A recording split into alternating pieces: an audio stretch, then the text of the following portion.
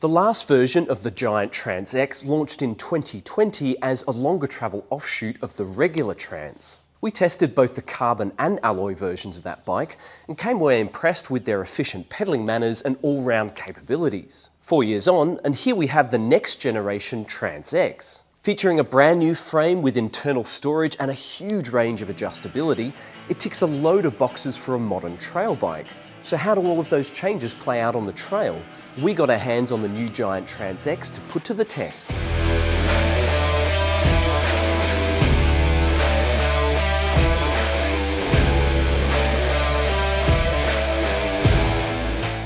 All new for this year, the Trans X stands as the versatile all-rounder in Giant's full suspension lineup. It sits in between the Rain and the regular Trans, splitting the difference with 150mm travel fork and 140mm of rear travel. The frame is manufactured in carbon and alloy versions, both of which feature the Maestro suspension design with a trunnion-mounted shock sandwiched in between the two links. Complete bikes come with dual 29-inch wheels, though the frame is compatible with a 27.5-inch rear wheel should you wish to set it up as a mullet. If you do that, you can also extend the shock stroke to increase rear travel to 145mm. The frame is also rated for use with up to 160mm travel fork. You'll find a 3-position flip chip in the rocker link and a nifty reach-adjustable headset. Along with the down-tube storage, the Trans X is a fully featured mid-travel trail bike which is ready to do battle with the latest Specialized Stumpjumper, the Canyon Spectral and the Trek Fuel EX. Geometry on the new Giant Trans X isn't hugely different from the old version. We've got a 64.8 degree head angle, a 77.2 degree seat tube angle, a 460mm reach on our size medium test bike, and all sizes come with the same 439mm rear center length. Now all of those stated measurements are with the flip chip and headset in their middle positions. Fitting the offset flip chip allows you to adjust the BB height by up to 10mm while tweaking the angles by 0.7 degrees. You can also adjust the reach by plus or minus 5mm by using the offset headset cups. The extra cups and flip chips are included with the bike, which is great to see. They're easy to use and they have a noticeable impact on weight distribution and handling. There's a lot more detail about their effects in the full review, which is now live over at flowmountainbike.com. There are 5 models in the Giant Trans X lineup with prices starting at $4,700 Australian dollars. The bike that we've been testing sits one step down from the top. This is the Giant Trans X Advanced 1 and the current retail price on this is $9.5 grand. For your money, you're getting Fox Performance Elite suspension with a 36 Grip 2 fork and a Flodex shock. There's a SRAM GX Axis transmission and Shimano XT brakes. And we've got the new Giant Contact AT adjustable travel dropper post. We've also got the new TRX carbon wheel set, which comes wrapped with Maxxis EXO tyres with a Minion DHF on the front and a dissector on the rear. Confirmed weight for our Giant Trans X test bike is 14.12 kilos, and as usual, that's with the tyre setup tubeless and without pedals. Out on the trail, the Trans X is impressed with its well-rounded demeanour that makes it a properly versatile trail bike. It's sprightly and energetic, with the Maestro suspension platform delivering efficient pedalling manners that help to boost acceleration and maximise power transfer. It isn't quite as snappy as the previous version, but there still isn't a whole lot of pedal bob even with the shock in the open position. Along with the stiff carbon wheels and the quick rolling tyres, the Trans X zips along undulating single track with plenty of enthusiasm. The suspension is stable and calm when you're heading uphill, and the steep seat angle puts you in a fantastic pedalling position. It's nicely planted when heading up steeper gradients, and combined with the low gearing and the dual 29-inch wheels, the Trans X is a very effective technical climber. What I love about the updated Maestro platform is how it manages its efficiency while remaining active on rougher terrain. Even when you're out of the saddle and really putting the power down, there's still plenty of rear-wheel grip available. This was very much Giant's intention, with the new Trans X featuring less anti-squat compared to the previous version. There's less stiffening under chain torque, and that allows the rear end to generate more traction on the climbs. Along with a trunnion bearing mount which helps to reduce initial stiction, small bump sensitivity is excellent. It's supple across rocky and rooty trail surfaces, delivering a floaty ride quality when hammering down chunky descents. The rear end isn't as outrageously plush as the Stumpjumper with its custom Genie shock, though it is better at isolating you from the trail compared to the Fuel EX and the Spectral. It also provides good support, giving the bike a poppy and playful attitude when ripping around flowy jump trails. The Float X has been well tuned for the application, offering a predictable feel throughout with minimal wallow. Combined with the superb 36 Grip 2 fork up front, the suspension is reactive and delivers loads of high-speed control when you're pushing hard on the descents. I felt no need to play around with volume spacers, being able to use all of the available travel while still enjoying useful support on hard landings. This boils down to the progressive leverage rate and the shock's thick bottom-out bumper,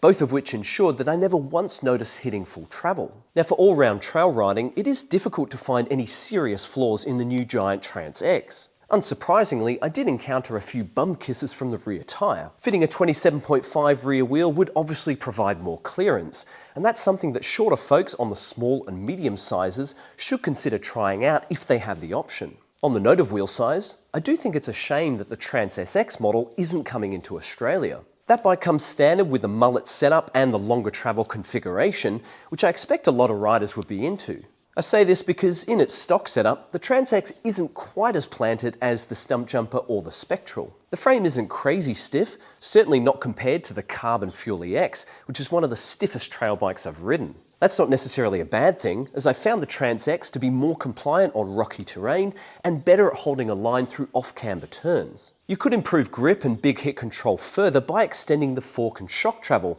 which is something that we'll be experimenting with in an upcoming long-term review. I would also suggest that heavier riders and those who are pushing the limits on rocky terrain will benefit from fitting tyres with thicker casings and more aggressive rubber. While the supple and fast-rolling EXO tyres are a great match for the sprightly Trans X, they are easier to puncture and they can struggle to grip when the conditions are wet or loose. I ended up slashing the rear tyre's sidewall on a particularly sharp rock, which might not have happened with an EXO Plus or a double-down casing. Outside of the components, there are a couple of details on the Trans X that I'd like to see improved. While the cables are secured at their entry ports and alongside the storage hatch, they're still free to slap around the inner walls of the down tube. A competent home mechanic will find it easy to fit foam insulation tubes to dampen down that cable clatter, though Giant should really be doing this from the factory. I also noticed some drivetrain noise on our test bike, which turned out to be from the chain slapping the frame just behind the chainring. The rubber protector is clearly too short, and that's resulted in some paint chipping. I've since wrapped it with some protective tape,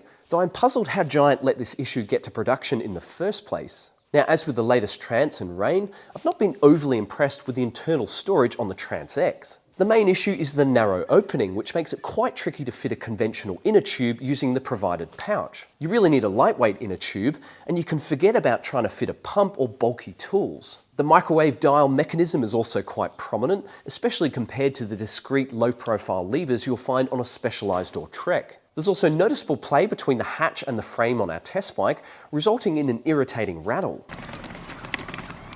Now, personally speaking, I'm A-OK with fitting all the necessary tools and spares using the bottle cage and top tube accessory mounts. But if Giant is going to insist on making its frames heavier with down tube storage, it really needs to refine this system in order to justify it. In terms of the overall package, our Giant Trans X test bike is a reasonably well-appointed bike for the price. The spec compares favourably to an equivalent Specialized Stumpjumper, and it's pretty similar to a Merida 140 and a Trek Fuel EX. The Fox Performance Elite suspension is a notable highlight, and we've had no issues with the GX Axis transmission, the XT brakes, or the Giant branded cockpit. This was our first experience with the new TRX Carbon wheels, which feature Giant's own hubs with a loud and buzzy 6-pole free hub mechanism. Now, I found the Carbon rims to be pretty stiff, delivering notable feedback across rocky trails. They're very responsive when you're on the gas or hooking into a sharp berm, but lighter riders may find them to be somewhat harsh. And while they do seem to be very strong so far, the rims are showing a lot more scratches and scuffs than I'd expect. It is tricky to say for sure, but the huge 40mm outer width does put the rim walls further into the firing line. Now, in terms of direct competitors to the Giant Trans X,